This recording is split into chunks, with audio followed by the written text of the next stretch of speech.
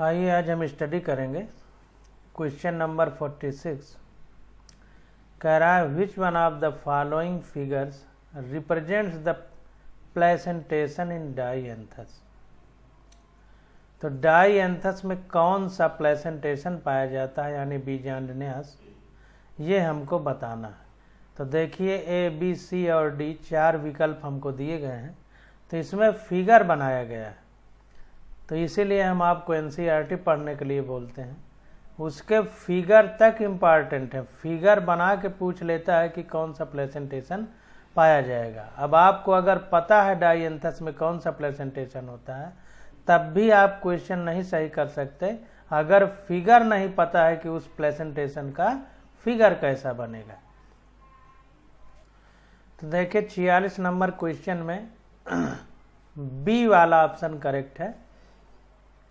डाईएंथस में free central placentation पाया जाता है।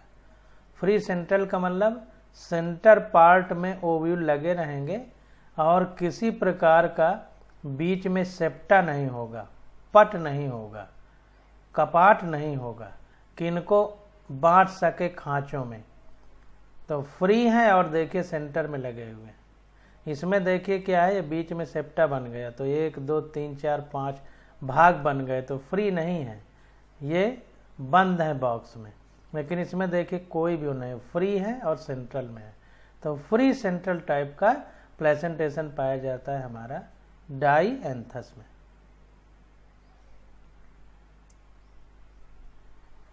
तो देखिए डाईएंथस में फ्री सेंट्रल प्लेसेंटेशन पाया जाता है।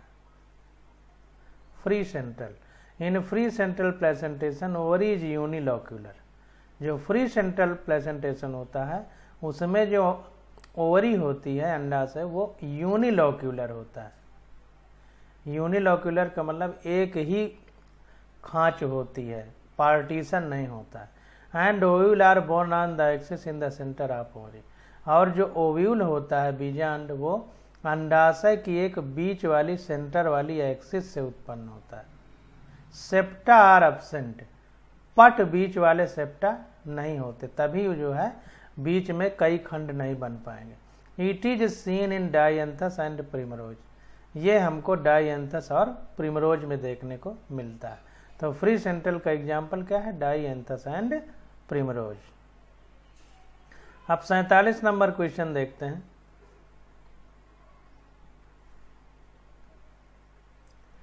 कह रहा है in unilocular ovary with a single ovule the placentation is. कह रहा है यूनिलोक्यूलर ओवरी हो जिसमें ओवरी में एक ही मतलब कोई भी खांच ना हो, एकांडपी जिसको कहते हैं। मतलब यूनिलोक्यूलर, लॉक्यूल का मतलब खाली जगह, यूनि का मतलब एक ही खाली जगह हो, विद ए सिंगल ओव्यूल और एक ही ओव्यूल हो। देखिए अभी जो हमने पढ़ा उसमें बहुत सारे बीजांड थे, बहुत सारे ओव्यूल थे फ्री सेंट्रल वाले में, इसमें कह रहा है एक ही हो, तो इस प्लेसेंटेशन को बोलते हैं बेसल। बेसल इसको देखते हैं।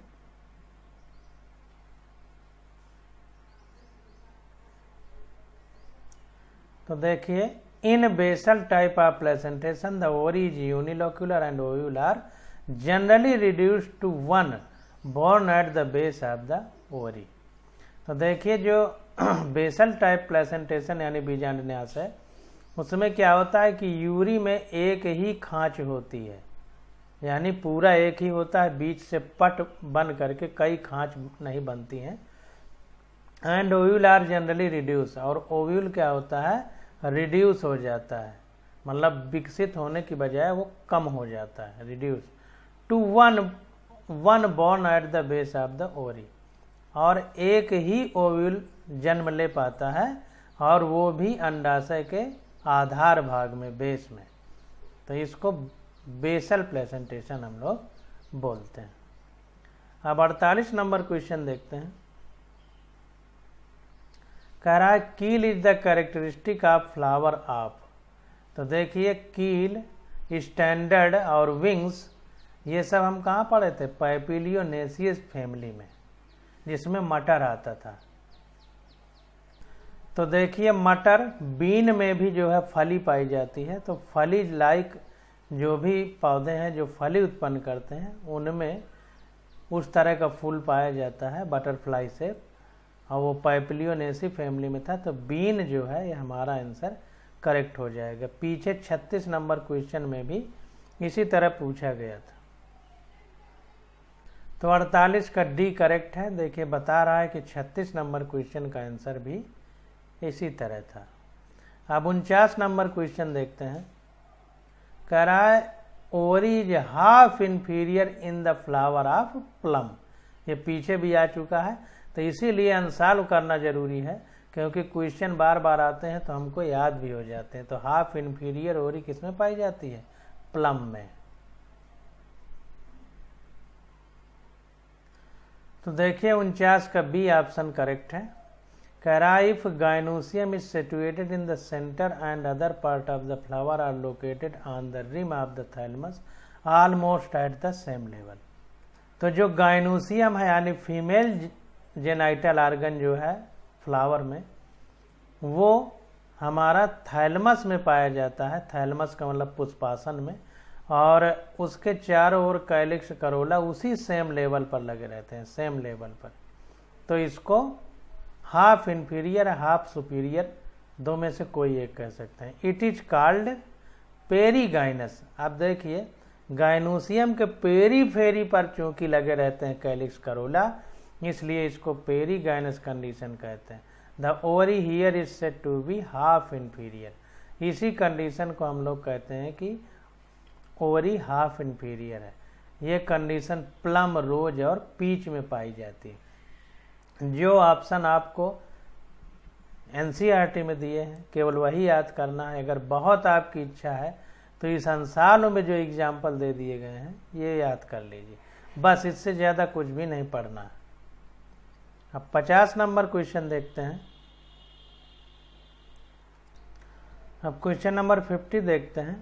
कह रहा है the technical term used for the androecium in a flower of China rose hibiscus rosa sinensis is.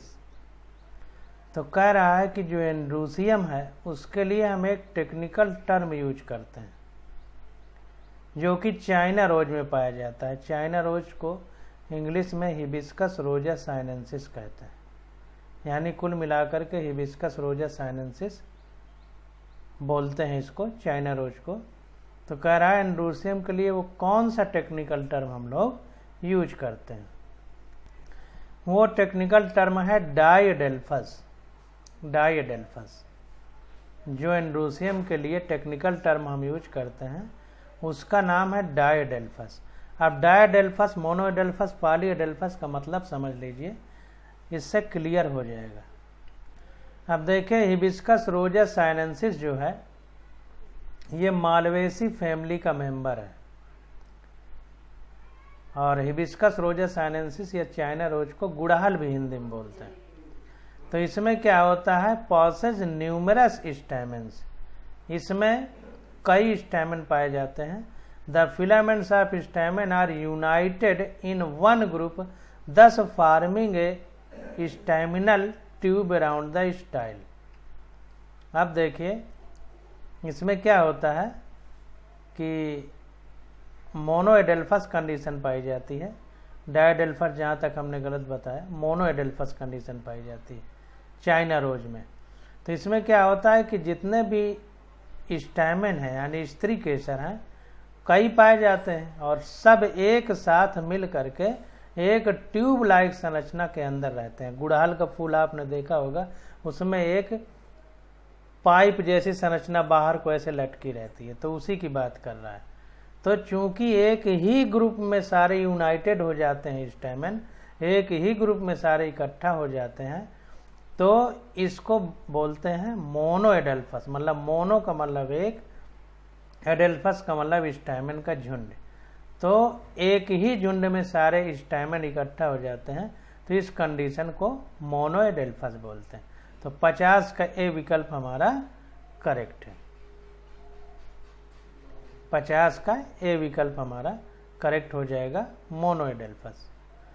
तो हिबिस्कस रोजा साइनेंसिस यानी गुड़हल जिसको चाइना रोज भी बोलते हैं, इसमें मोनोएडेल्फस कंडीशन पाई जाती है, यानी एक ही झुंड में सारे स्टैमेन एक पाइप लाइक संरचना के अंदर रहते हैं। अब देखिए 51 नंबर क्वेश्चन में कह रहा है aestivation of petals in the flower of cotton is correctly shown in. जो कॉटन रेशम का पौधा है उसमें जो एस्टिवेशन होता है यानी जो फूल की पंखुड़ी होती हैं वो किस तरह से सजी रहती हैं, ये हमको बताना है। तो देखिए फिगर बना करके हमसे पूछ रहा है, फिगर बना करके, तो ध्यान दीजिए, सिर्फ ये याद कर लेना कि किस पौधे में कौन सा एस्टिवेशन है ये जरूरी नहीं, एनसीईआरटी में उसका फिगर भी देखना जरूरी है। इसलिए हम जोर देते हैं कि आपको एनसीईआरटी पढ़ना जरूरी है। तो देखिए जो कॉटन है इसमें जो है ट्विस्टेड एस्टिवेशन पाया जाता है। ट्विस्टेड का मतलब एक पंखुड़ी में एक तरफ बाहर रहेगा दूसरी तरफ अंदर, एक तरफ बाहर दूसरी तरफ अंदर। जिस तरीके से हम लोग ताश के पत्ते देखे होंगे, आपके ताश खेलने वाले पत्ते खेलते हैं तो उसमें एक पत्ते का छोर बाहर की तरफ रहता है, एक पत्ते का छोर अंदर की तरफ रहता है और हाथ से पकड़े रहते हैं, उस तरह का कंडीशन होता है। तो 51 का डी विकल्प हमारा करेक्ट हो जाएगा। इसमें देखिए एक बाहर को है एक अंदर को, एक बाहर को एक अंदर को, एक बाहर को एक अंदर को, ये इस प्रकार अगर एस्टिवेशन होता है तो इसको हम क्या बोलते हैं, ट्विस्टेड एस्टिवेशन। तो 51 का डी विकल्प हमारा करेक्ट हो जाएगा। तो देखिए 51 का डी विकल्प हमारा करेक्ट है। In on China rose and lady finger, देखिए चाइना रोज यानी गुड़हल और लेडी फिंगर यानी भिंडी, इनमें margins of sepal or petal overlapped at the next one is this mode of arrangement aestivation is called twisted. तो इसमें क्या होता है कि सेपल या पेटल यानी कैलिक्स और करोला में कोई भी हो सकता है, उसमें एक भाग अंदर की तरफ होता है एक भाग बाहर की तरफ होता है। तो इस प्रकार के एस्टिवेशन को हम ट्विस्टेड एस्टिवेशन कहते हैं। तो कुल मिला के कॉटन, चाइना रोज और लेडी फिंगर, कॉटन के साथ हमें दो चीजें और पता चली, चाइना रोज और लेडी फिंगर, ये जो है आपका ट्विस्टेड एस्टिवेशन शो करते हैं। तो 51 का डी विकल्प हमारा करेक्ट हो जाएगा। अब 52 नंबर क्वेश्चन देखते हैं। कह रहा है कि an example of exile placentation is, तो कह रहा है एक्साइल प्लेसेंटेशन किसमें पाया जाता है। तभी हमने पीछे पढ़ा था लेमन में एक्साइल प्लेसेंटेशन पाया जाता है। तो 52 का बी विकल्प हमारा करेक्ट हो जाएगा। 52 का बी विकल्प करेक्ट है। एक्साइल प्रेजेंटेशन के बारे में हम लोग पीछे अच्छे से पढ़ चुके हैं, तो लेमन इसका एग्जाम्पल है। 53 नंबर क्वेश्चन देखते हैं। कह रहा है रेपलम इज प्रेजेंट इन द ओरी ऑफ फ्लावर इज, बहुत इंपॉर्टेंट। रेपलम क्रूसीफेरी फैमिली में और सोलेनेसी फैमिली में ऑब्लिक प्लेसेंटा पाया जाता है। ये दोनों चीज़ें इतनी ज़्यादा इंपॉर्टेंट हैं, हर एग्जाम में लगभग पूछी जाती हैं। तो रेपलम जो है मस्टर्ड यानी क्रूसीफेरी फैमिली में यानी सरसों में पाया जाता है। आप जब पंखुड़ी खोलेंगे तो जब पंखुड़ी खोलेंगे, इसको देखते हैं, पंखुड़ी नहीं जो फली होती है वो खोलेंगे, तो replum is a false septum. तो जब आप फली खोलेंगे तो फली के अंदर देखेंगे सोक्ता जैसी चीज भरी रहती है और जो सरसों के दाने हैं वो सोक्ता वाली चीज से अलग अलग रहते हैं, सारे दाने अलग अलग खोल में रहते हैं। तो वो जो दो दानों के को आपस में अलग करता है बीच का सेप्टा, उसी को रेपलम कहते हैं। और चूंकि ये पूरी तरह से खंड अलग नहीं होता कि फली ही अंदर जाकर के दानों को अलग कर दे, तो इसलिए इसको फॉल्स सेप्टा कहते हैं। आभासी पट, पूरी तरह से नहीं अलग करता, आभास होता है कि अलग है दोनों, लेकिन वो फली एक ही होती है और केवल दाने अलग अलग रहते हैं। तो replum is a false septum form due to ingrowth of parietal placenta.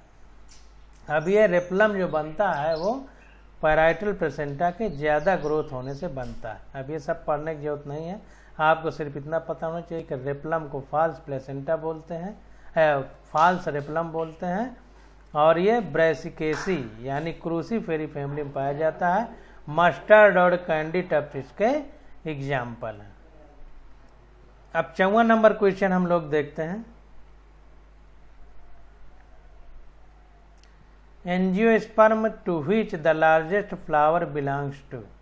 जो एंजियोस्पर्म है उसमें जो लार्जेस्ट फ्लावर है वो कहाँ बिलोंग करता है, यानी किस प्रकार का वो फ्लावर होता है। तो जो लार्जेस्ट फ्लावर है उसको रेफ्लिसिया भी बोलते हैं, और हाथी के लिए बहुत प्रिय है फ्लावर।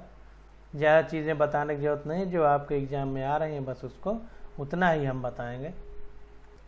तो जो रेफ्लेसिया होता है ये फ्लावर होता है और ये पौधों की जड़ों में पाया जाता है। तो ये टोटल रूट पैरासाइट होता है पूरी तरह से, और रूट पैरासाइट होता है यानी जड़ में परजीवी की तरह रहता है।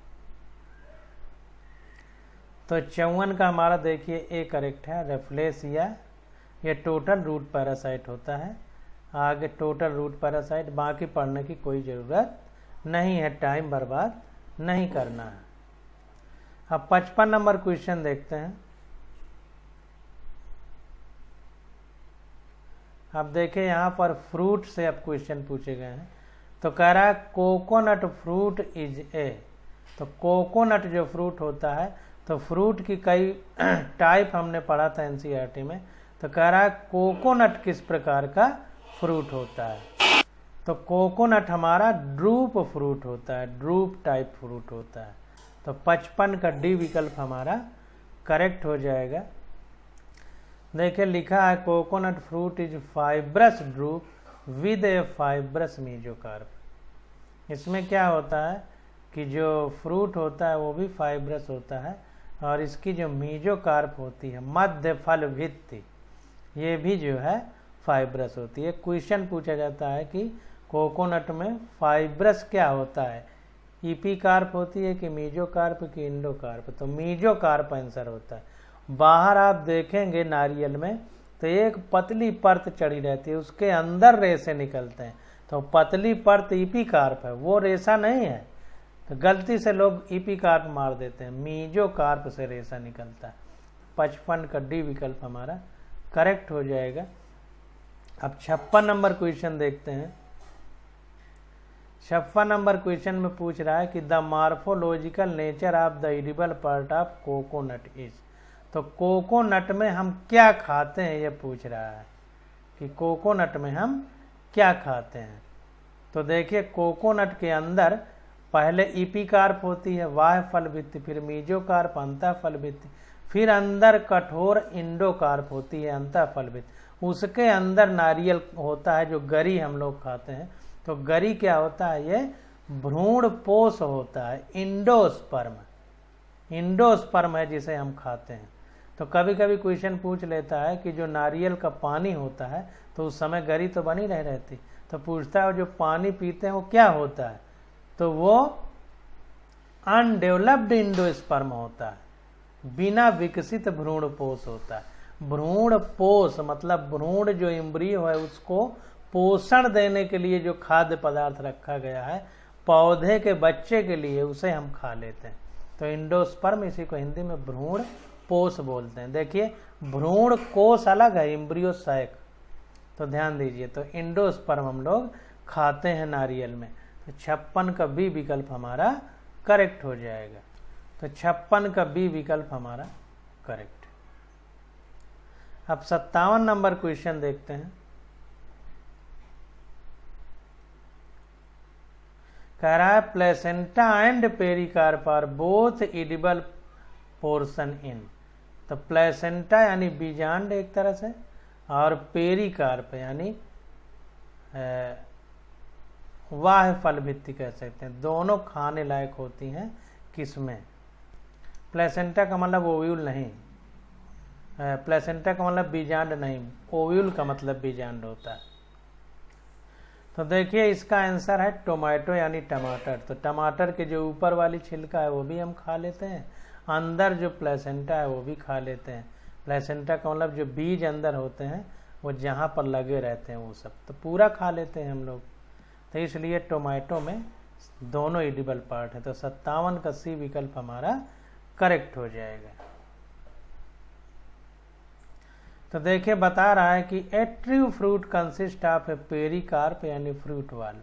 एक जो सत्य फल है, हकीकत में जिसे फल की श्रेणी में रखा गया है, उसमें पेरिकार्प होती है, जो इसको फल भित्ति कहते हैं। फार्म्ड फ्रॉम ओवरी वाल, ये ओवरी वाल से बनती है। And seed form from ovule, और जो बीज बनता है वो कहाँ से बनता है? ओव्यूल से, यानी बीजांड से। तो बीजांड से फल बनता है, और ओवरी वाल से यानी अंडाशय की जो बाहरी भित्ति है उससे फ्रूट वाल बनती है। Pericarp is divisible into epicarp, mesocarp and endocarp. जो पेरिकार्प होती है, पेरिकार्प का मतलब इसमें पूरा आ गया, ईपी मीजो इंडो सब मिला के पेरिकार्प बोलते हैं। तो इसमें ईपी मीजो और इंडो तीनों आ गए, तो ये सब खाया जाता है टोमेटो में। तो tomato is a berry fruit. Tomato किस प्रकार का फ्रूट है? बेरी फ्रूट है। Derived from bicarpellary syncarpous bi to tetralocular ovary with swollen placenta. देखिए सोलन प्लेसेंटा आ गया। सोलन ऐसी फैमिली का जो मेन गुण है। तो जो टोमेटो है इसका फ्रूट बेरी टाइप का होता है, और इसमें सोलन प्लेसेंटा पाया जाता है। बाकी ये छोड़ दीजिए। Berry consist of a membranous skin represented by epicarp. जो बेरी फ्रूट होते हैं इनमें क्या होता है कि खाल जो होती है वो मेम्ब्रेनस झिल्ली जैसे होती है, इसी को एपिकार्प बोलते हैं। Mesocarp is the edible fleshy part. आप देखे होंगे टमाटर जब पक जाता है तो उसके ऊपर एकदम हल्की सी झिल्ली जैसे निकलती है लेयर, उसको एपिकार्प यानी वाह फल भित्ति बोलते हैं। मेसोकार्प बीच वाली देखिए गूदेदार होती है, फ्लेशी का मतलब गूदेदार। और इंडोकार्प में septa and placenta are pulpy and edible. और मेसोकार्प जो होती है अंतः फलभित्ति, उसमें पट होते हैं। देखिए बीज रह रहते हैं तो अलग अलग खांचे में रहते हैं, तो पट होते हैं जो सेप्टा वो अलग कर देते हैं, और प्लेसेंटा उसी में रहता है। तो ये सब पल्पी एंड एडिबल मतलब खाने लायक पार्ट होते हैं। तो 57 का सी विकल्प हमारा करेक्ट हो जाएगा। अब 58 नंबर क्वेश्चन देखते हैं। कह रहा है N aggregate fruit is one which developed from. तो देखिए एग्रीगेट फ्रूट का हम आपको एग्जाम्पल देते हैं, जैसे अनानास है, कटहल है, सब एग्रीगेट फ्रूट है। तो इसमें देखिए बहुत सारे बीज होते हैं, बहुत सारी ओवरी होती हैं। तो ये आपस में स्किन जो है इसकी बाहरी लेयर, ये सब आपस में मिल करके पूरा एक फ्रूट बना देते हैं। कहने का मतलब कि फूल बहुत सारे डंठल में लगे रहते हैं, वो सब बाहरी कवरिंग एक ही हो जाती है। तो ऐसे फ्रूट को एग्रीगेट फ्रूट बोलते हैं। तो जाहिर सी बात इसमें बहुत सारे अंडाशय होंगे और बहुत सारे बीज होंगे, यानी ओवरी और ओव्यूल बहुत सारे होंगे। तो देखिए 58 का बी विकल्प हमारा करेक्ट है। मल्टी कार्पलरी मतलब बहुत सारे कार्पल हों, कार्पल का मतलब फ्रूट एक तरह से। और एपोकार्पस गाइनोसियम, गाइनोसियम एपो का मतलब अलग अलग अकेले, तो इसीलिए अलग अलग बीज बनते हैं, अंडाशय अलग अलग रहते हैं। और मल्टी कार्पलरी बहुत सारे अंडाशय, लेकिन गाइनोसियम अलग अलग रहता है और बाहरी लेयर मिल जाती है। तो इसलिए 58 का बी वाला आंसर करेक्ट हो जाएगा। तो an aggregate fruit or etaerio, इसी एग्रीगेट फ्रूट को इटैरियो भी बोलते हैं, is a group of simple fruitlets that develop from free ovaries. ये एक तरह से छोटे छोटे फल होते हैं जो कि स्वतंत्र ओवरी में डेवलप करते हैं, जिसको एपोकार्पस कंडीशन कहते हैं। मतलब सारे अलग अलग रहेंगे अंडाशय। ऑफ ए सिंगल फ्लावर, एक ही फूल में सिंगल गाइनोसियम होता है। तो कुल मिला करके मल्टी कार्पलरी एपोकार्पस जो होता है कंडीशन, उसमें एग्रीगेट फ्रूट या इटैरियो फ्रूट डेवलप होते हैं। तो 58 का बी विकल्प हमारा करेक्ट हो जाएगा। अब 59 नंबर क्वेश्चन देखते हैं। तो 59 नंबर क्वेश्चन में कह रहा है कि how many plants in the list given below have composite fruit that develop from A inflorescence. अब देखिए कंपोजिट फ्लोर का मतलब जो इन्फ्लोरेसेंस होता है, बहुत सारे फूल एक डंठल में लगे रहते हैं तो उससे डेवलप होता है। तो walnut, poppy, radish, fig, pineapple, apple, tomato, mulberry, ये सब जो है कह रहा है list given below have composite fruit. तो किसमें किसमें कंपोजिट फ्रूट पाया जाता है? तो देखिए 3 ऐसे हैं इनमें से जिनमें कंपोजिट फ्रूट पाया जाता है। तो 59 का डी विकल्प हमारा करेक्ट हो जाएगा। तो देखिए 59 का डी विकल्प करेक्ट है। A composite or multiple fruit is a group of fruitlet which develop from the different flower of an inflorescence.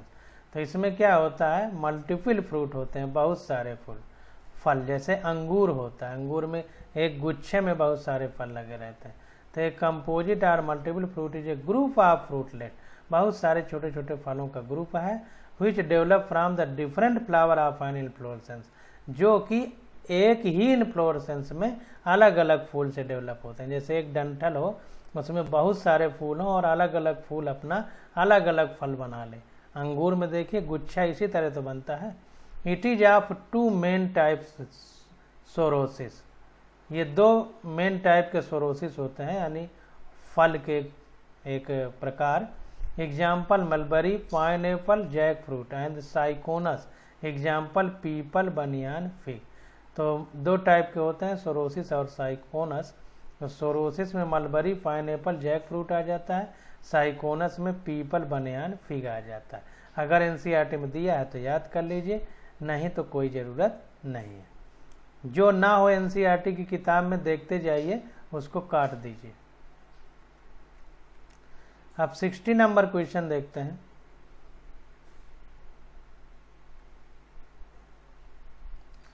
कह रहा है the coconut water and the edible part of coconut are equivalent to. देखिए फिर वही जो हमने आपको बताया था वही क्वेश्चन में पूछ लिया। पीछे हमने पढ़ा था कि कोकोनट यानी नारियल जो होता है उसमें कौन सा भाग खाया जाता है, तो जो गरी होती है वो इंडोस्पर्म होती है। अब कह रहा है कोकोनट का जो पानी है वो क्या होता है, तो वो भी इंडोस्पर्म होता है। बस गरी बनने के बाद वो मैच्योर हो जाता है और गरी बनने के पहले जो पानी रहता है वो इमैच्योर होता है। तो इमैच्योर इंडोस्पर्म है जो कोकोनट वाटर कहलाता है। तो 60 का ए विकल्प हमारा करेक्ट हो जाएगा। तो 60 का ए विकल्प हमारा करेक्ट है। Coconut fruit is A drupe. Coconut fruit का एग्जाम्पल मतलब किस प्रकार का फल है, तो ड्रूप पीछे पूछा जा चुका है। It has a membranes epicarp, fibrous mesocarp and stony endocarp. इसमें क्या होता है कि बाहर झिल्ली के रूप में वाह्य फल भित्ति होती है और रेशे के रूप में मीजोकार्प यानी मध्य फल भित्ति होती है और अंदर कठोर इंडोकार्प होता है। देखिए जब गरी निकालते हैं तो कितना उसकी खोपड़ी मजबूत होती है, वो इंडोकार्प मजबूत होता है। The endocarp encloses a single seed with brown testa that contains a small embryo and a white oily endosperm, edible part with watery fluid called coconut water. जो खाने वाला पानी जैसा पदार्थ है वो क्या होता है, कोकोनट वाटर, वो हमारा ऑयली इंडोस्पर्म होता है। तो 60 का ए विकल्प हमारा करेक्ट हो जाएगा। अब 61 नंबर क्वेश्चन आ जाता है। तो 61 नंबर क्वेश्चन से स्टडी हम लोग अगले लेक्चर में करेंगे। आज बस यहीं तक।